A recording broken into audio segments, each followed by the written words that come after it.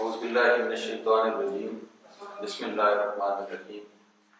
معزز ناظرین و حاضرین، عصمت حنیف آپ کا میزبان علامہ زید الخٹک کے آفیشیل چینل المودت پر آپ کو خوش آمدید کہتا ہے۔ حاضرین کرام، آج کا یہ دور فتنوں کا دور ہے، اور اس دور میں دنیا کے اندر تازہ ترین فتنوں کا جو آغاز ہوا ہے وہ آپ سب کے علم میں ہے، اور آج کل سوشل میڈیا پر، پرنٹ میڈیا پر اور الیکٹرانک میڈیا پر یہ ایک برننگ ٹاپک کی طرح سے چل رہا ہے۔ میری مراد اسرائیل کے موجودہ مظاہر سے ہے۔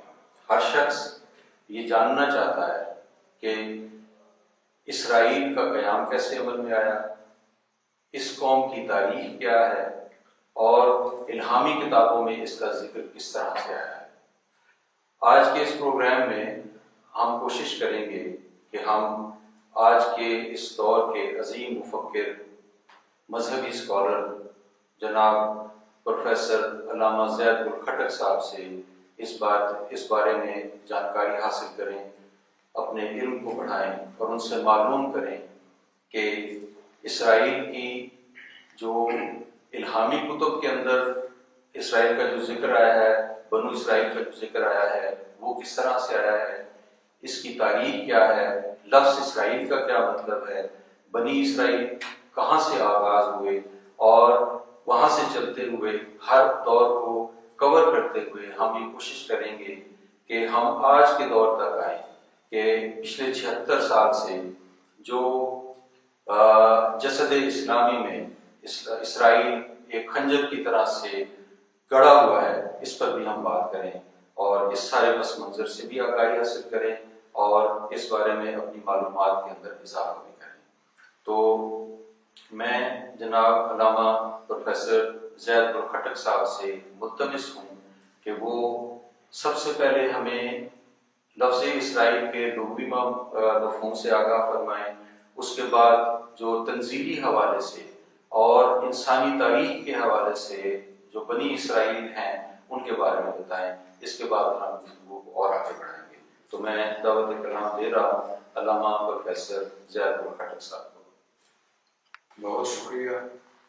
السلام علیکم ورحمۃ اللہ وبرکاتہ۔ بہت اہم امر کی طرف آپ نے توجہ دلائی، بہت خوبصورتی کے ساتھ آپ نے اس گفتگو کے لیے مجھے ماحول فراہم کر دیا۔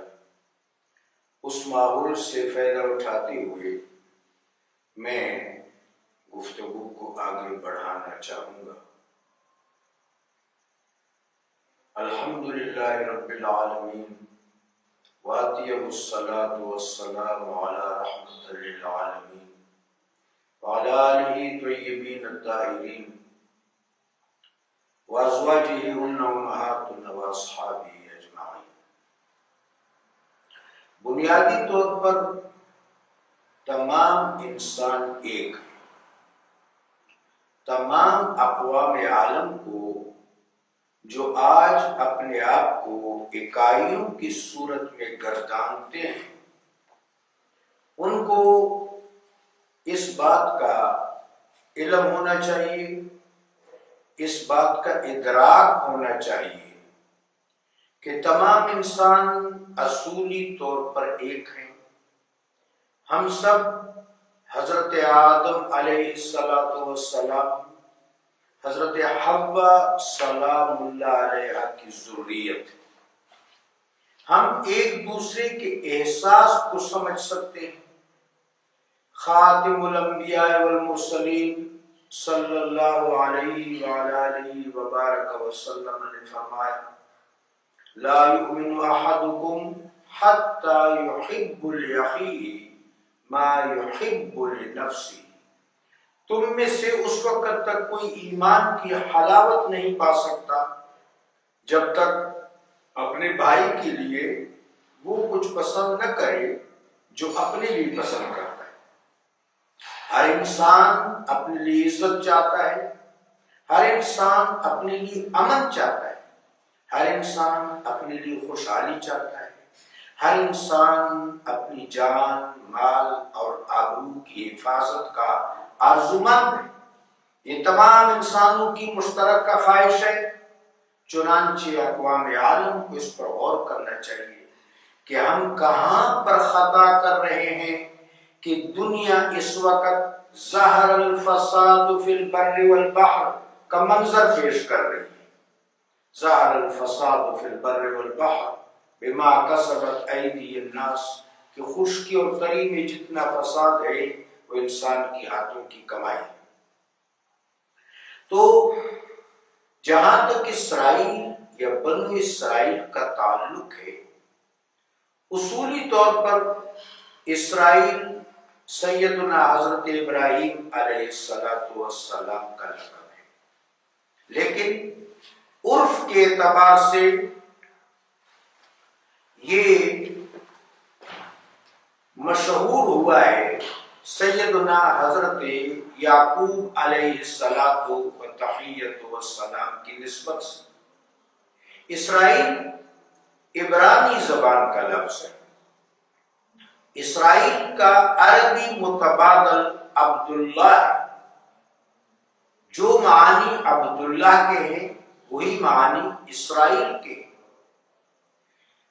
گو کہ یہ لقب بنیادی طور پر سیدنا حضرت ابراہیم خلیل الرحمن علیہ السلام کو عطا ہوا تھا، لیکن اس کی نسبت حضرت یعقوب علیہ السلام کے حوالے سے بہت مشہور ہوئی ہے۔ سیدنا حضرت یعقوب علیہ الصلوۃ والسلام کو اللہ تبارک و تعالی جل وعلا نے 2 فرزندوں سے نوازا۔ آپ خود فرماتے ہیں آپ کا یہ تشکر، آپ کی یہ مناجات، آپ کا یہ اظہار جو رب کریم کی بارگاہ صمدیت میں آپ نے کیا، قرآن عظیم نے اس کو ریکارڈ کیا۔ الحمدللہ الذی وہب لی علی الکبر اسماعیل و اسحاق، سب تعریفیں اس اللہ کے لیے ہیں جس نے اس کبر سنی میں مجھے اسحاق و اسماعیل علیہ السلام ایسے جلیل القدر فرزندوں سے نوازا۔ سیدنا حضرت اسحاق علیہ السلام کی اولاد بنو اسحاق کہلاتی ہے، اسماعیل علیہ السلام کی اولاد بنو اسماعیل کہلاتی ہے۔ اصولی طور پر دونوں بنو اسماعیل اور بنو اسحاق، بنو ابراہیم یعنی بنو اسرائیل، لیکن ہم جب اپنے قراطیس میں، کتب میں، تاریخی پس منظر میں، علمی پس منظر میں ایک مضمون کی حیثیت سے اس لفظ کو دیکھتے ہیں تو ہمیں اسرائیل کا لفظ حضرت سیدنا یعقوب علیہ السلام سے منسوب اور متعلق ملتا ہے اور نظر آتا ہے۔ سیدنا حضرت یعقوب علیہ السلام کو اللہ تبارک و تعالی جل شانہ نے 12 فرزند عطا فرمائے۔ سب میں زیادہ ممتاز، مشہور، معروف، جلیل القدر، عظیم الشان، عظیم النظیر حضرت سیدنا یوسف علیہ السلام۔ یوسف علیہ السلام کو اللہ تبارک و تعالی جل شانہ نے ابتلا سے گزارا۔ ابتلا تنزیلی سطح پر، الہامی سطح پر اور تاریخی سطح پر ایک ایسا لفظ ہے کہ ہم جب بھی اقوام کا ذکر کریں، اقوام کے عروج و زوال کا ذکر کریں، اقوام کے ادبار و اقبال کا ذکر کریں تو اس لفظ سے ہمیں آشنا ہونا ہے۔ جس طرح خلیل الرحمن ابو الملت سیدنا ابراہیم علیہ السلام پر ابتلا آئی، وَإِذِ ابْتَلَىٰ إِبْرَاهِيمَ رَبُّهُ بِكَلِمَاتٍ فَأَتَمَّهُنَّ، ہم نے ابراہیم علیہ السلام کو بہت سی باتوں میں ابتلا سے گزارا، وہ کما حق کا اس ابتلا میں پورے اترے، پھر کریم رب نے ان کو سند عطا فرمائی، قال انی جاعلک للناس اماما، اے ابراہیم علیہ السلام ہم نے تمام انسانوں کا پیشوا بنا دیا۔ اب یہاں پر عجب مرحلہ فکر ہے کہ خلیل الرحمن علیہ السلام کے بعد تین بڑے منصب، تین بڑے انسانی منصب، نبوت اور رسالت کا منصب، امامت کا منصب، خلافت کا منصب، یہ ابراہیم علیہ السلام کی ذریت میں مرتکز کر دی۔ انبیاء بھی آپ کی ذریت پاک سے، ائمہ بھی آپ کی ذریت پاک سے، اور خلفاء بھی آپ کی ذریت پاک سے۔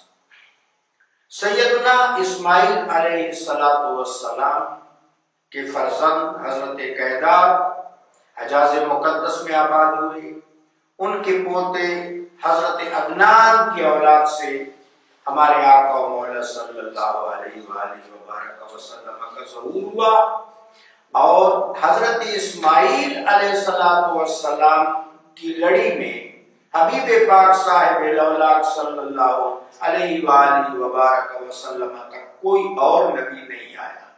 اسماعیل علیہ السلام کے نسب پاک میں، عطرت پاک میں، نبی آخر الزمان، خاتم الانبیاء والمرسلین، رحمت للعالمین صلی اللہ علیہ وآلہ وبارک وسلم کا ظہور ہوا اور آپ کی بعثت ہوئی۔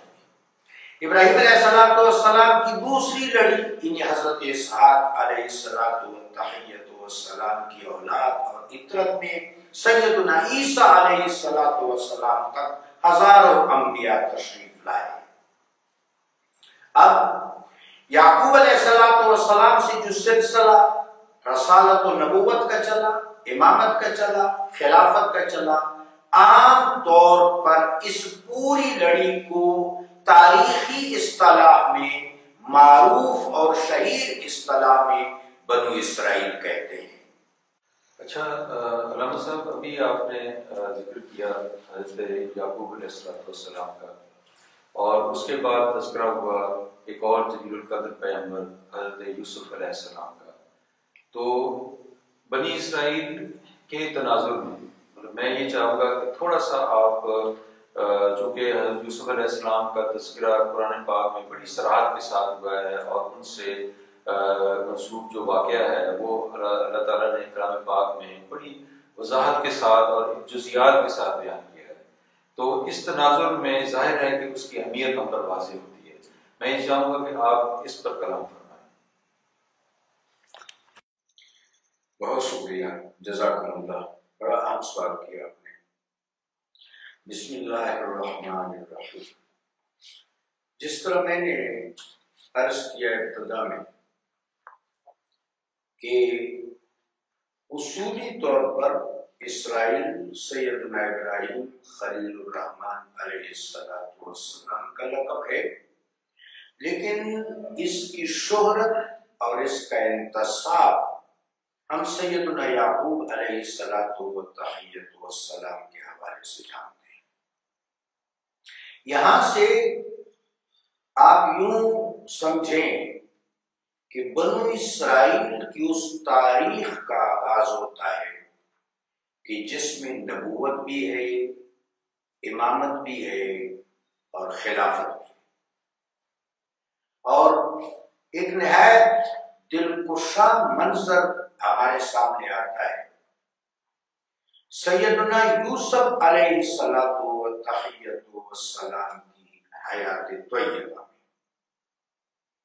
ایک دفعہ ایک صحابی رضی اللہ تعالیٰ عنہ حضرت ابو طفیل عامر بن واصلہ الیمنی الدوسی رضی اللہ تعالیٰ عنہ میرے آقا و مولا علیہ السلام کی مدحت بیان کی، یعنی آپ کی نعت بیان کی۔ ہر جملہ اس مدحت کا، اس نعت کا عنبر بار تھا، عطر بیز تھا، لیکن میرے آقا و مولا صلی اللہ علیہ وآلہ وسلم کو انکساری پسند تھی۔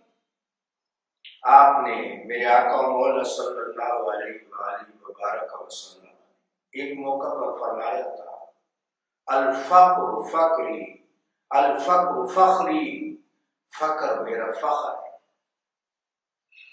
تو آقا مولا علیہ السلام نے انکساری کے جذبہ اور اظہار کے تحت فرمایا، میری کیا مدحت کر رہے ہو؟ مدحت تو کریم ابن کریم یوسف صدیق علیہ السلام کی کرو۔ کریم خود نبی، ان کے پدر حضرت یعقوب علیہ السلام نبی، ان کے دادا حضرت اسحاق علیہ السلام نبی، ان کے پردادا حضرت ابراہیم علیہ السلام نبی، کریم ابن کریم یوسف صدیق علیہ السلام، بڑا مرتبہ ہے۔ جس وقت آپ پر ابتلا آئی، اس ابتلا کی داستان طویل ہے۔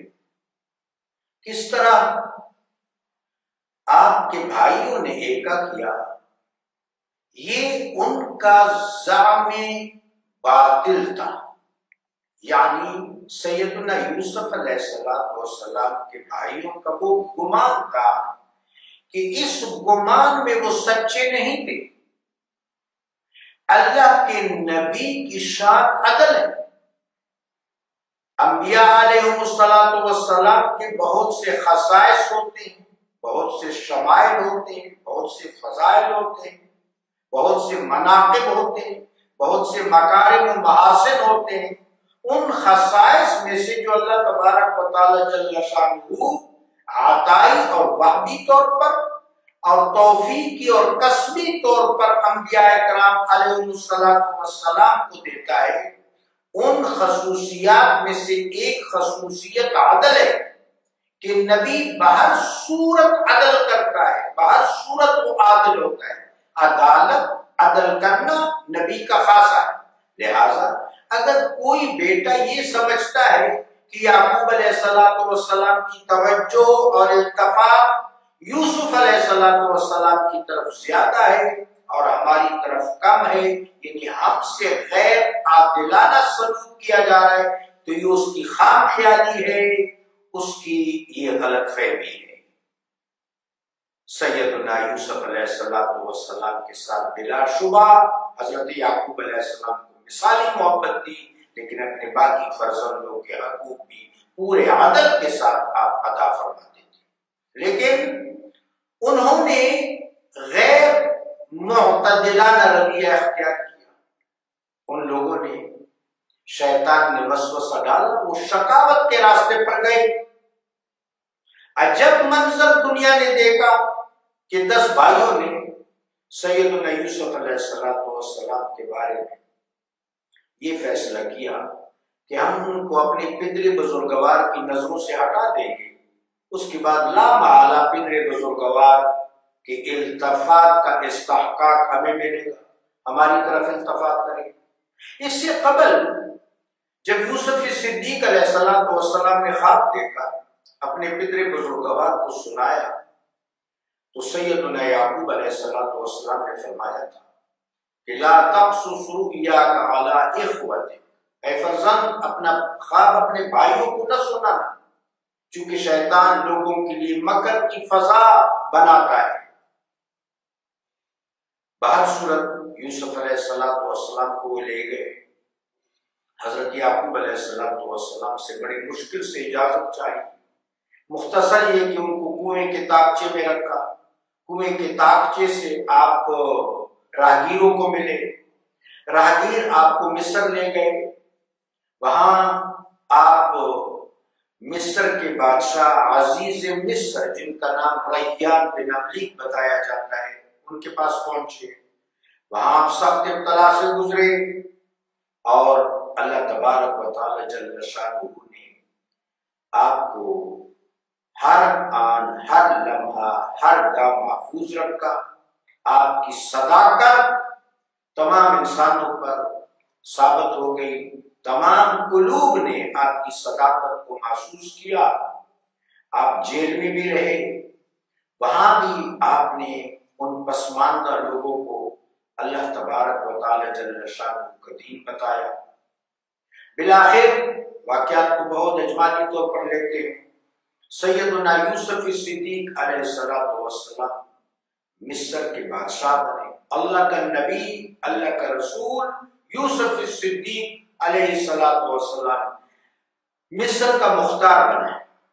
اب قابل غور بات یہ ہے، تمام انسانوں کو، امت محمدیہ کو خاص طور پر، اور باقی سب لوگ جو قرآن کی زبان میں اہل کتاب کہلاتے ہیں، خواہ وہ یہودی ہیں، خواہ وہ نصرانی ہیں، خواہ وہ زرتشتی ہیں، قرآن کی زبان میں جن کو اہل کتاب کہا گیا ہے، بعض علماء نے اہل کتاب کے معنی میں وسعت پیدا کی۔ شیخ اکبر ادام اللہ شرفہ وقدس اللہ سرہ العزیز فرماتے ہیں کہ کوئی قوم ایسی نہیں ہے جو اہل کتاب نہ ہو، چونکہ اللہ نے ہر خطہ میں، ہر عصر میں، ہر قوم کے پاس نبی بھی بھیجا ہے، نبی پر وحی بھی نازل کی ہے، تو بنیادی طور پر تمام انسان اہل کتاب ہیں، چونکہ ان پر حجت تمام ہو چکی ہے۔ پھر آقا مولا صلی اللہ علیہ وآلہ وبارک وسلم رحمت للعالمین صلی اللہ علیہ وسلم کی صورت میں اور قرآن عظیم کی تنزیل کی صورت میں تو تمام بنی نوع انسان پر اللہ کی حجت تمام ہو گئی۔ لہذا اصولی طور پر کوئی انسان ایسا نہیں ہے جو اہل کتاب نہ ہو۔ تو تمام اہل کتاب بھی اس پر غور کر لیں۔ امت محمدیہ جس کے بارے میں قرآن عظیم نے فرمایا ہے کہ امت متشابہ ہے، کنتم خیر امت اخرجت للناس تأمرون بالمعروف وتنہون عن المنکر، تم بہترین امت، لوگوں کی بھلائی کے لیے، لوگوں کی خیر اور اصلاح کے لیے تم کو مبعوث کیا گیا، اٹھایا گیا ہے، سرگرم عمل رکھا گیا ہے، تاکہ تم ہمیشہ نیکیوں کی دعوت دو اور برائیوں سے ترغیب کے ساتھ، تہذیب کے ساتھ، تدبیر کے ساتھ لوگوں کو روکو۔ تو اس پر سب انسانوں نے غور کرنا ہے کہ یوسف علیہ السلام نے اختیار ہاتھ میں لینے کے بعد دنیا میں جہاں جہاں تک آپ کی عملداری تھی، آپ نے کیسا نظام قائم کیا۔ اس نظام کی برکات صرف مصر تک محدود نہیں تھی، صرف افریقہ تک محدود نہیں تھی، اس نظام کی برکات فلسطین تک، شام تک، عراق تک، یمن تک اور کرمان تک پہنچتی تھی۔ یہ بہت بڑا خطہ ارض تھا جو یوسف علیہ السلام کے حسن انتظام حکومت سے شادکام ہو رہا تھا۔ پوری دنیا میں کاغ سالی ہے، خشک سالی ہے، غلہ نہیں ہے، تمام قافلے مصر کی طرف جا رہے ہیں۔ بہت کم معاوضہ کے ساتھ سیدنا یوسف علیہ السلام کا حکم ہے کہ تمام خلق خدا کو جس اطراف سے بھی قافلے آئیں ان میں غلہ تقسیم کرو، ان کی مہمان نوازی کرو، ان کو کھلاؤ پلاؤ، غلہ دو، اور جو جتنی استطاعت رکھتا ہو اتنے پیسے کو دے۔ اس طرح جب تک یوسف صدیق علیہ السلام مصر کے حکمران رہے، افریقہ تک، فلسطین تک، عراق تک، شام تک، یمن تک، کرمان تک آپ کی عملداری رہی۔ یہ جو خطہ ہے یہ امن کے اعتبار سے، ہدایت کے اعتبار سے، اقتصادی اور معاشی خوشحالی کے اعتبار سے بقع نور بنا رہا۔ سیدنا یوسف صدیق علیہ السلام کے بعد آپ کے فرزند جلیل حضرت ابراہیم بن یوسف صدیق علیہ السلام کا بھی معاملہ ایسا رہا۔ تو حضرت یوسف علیہ السلام نبوت کا آپ کا دور، رسالت کا دور، امامت کا دور، بادشاہی کا دور انسانی تاریخ میں نہایت زرین دور ہے۔ اس پر بنی اسرائیل بھی جتنا فخر کرے کم ہے اور مسلمان بھی جتنا فخر کرے کم ہے۔ لیکن یہاں سے ہمیں ایک لیسن ملتا ہے، ایک سبق ملتا ہے کہ ریاست کا تصور اسرائیلی روایات میں کیا ہے۔ حقیقی اسرائیلی روایات حضرت یعقوب علیہ السلام کا اصل منشأ شہود، حقیقی اسرائیلی روایت میں، حقیقی ہدایت میں، الہامی ہدایت میں، نبوت اور رسالت کی سیرت میں، امامت اور خلافت کی سیرت میں حکومت کا जो पस हुकूमत का जो मंजर है, हुकूमत की जो तदबीर है, हुकूमत की जो हिकमत है, हुकूमत का जो सलीका और कारीना है, वो क्या है? हजरत यूसुफ सिद्दीक अलैहिस्सलाम जब से सरीरे हुकूमत पर मुतमक्कन हुए, कोई जंग नहीं हुई, किसी के माल का नुकसान नहीं हुआ, किसी की आबरू का नुकसान नहीं हुआ, किसी की जान का नुकसान नहीं हुआ। जिन जिन खित्तों तक आपकी अमलदारी थी, आपका तसर्रुफ था, आपका कानून मुनफज था, वहां ईमान आम था, वहां अखुवत आम थी, वहां अमन आम था, वहां खुशहाली का दौरा था। तो आज पाकिस्तान हो, मगरबी ममालिक हो, इसराइल की रियासत हो या कोई भी रियासत हो, अगर वाक़अतन अंबियाए बनु इसराइल का एहतराम करने वाले हैं, हम इकराम करने वाले हैं, अगर ये बात है कि हम सब इब्राहिम पर एक हो जाते हैं, कोई बड़ा ओहदादार ये नारा लगाता है कि इब्राहिम के मानने वालों एक हो जाओ, तो देखना ये है कि इब्राहिम अलैहिस्सलाम का, इस्माइल इसहाक अलैहिस्सलाम का, हजरत याकूब बिन इसराइल अलैहिस्सलाम का, हजरत यूसुफ अलैहिस्सलाम का पैगाम का क्या है, उनकी सीरत क्या है, उनका तर्ज हुकूमत क्या है। जज़ाकुमुल्लाह।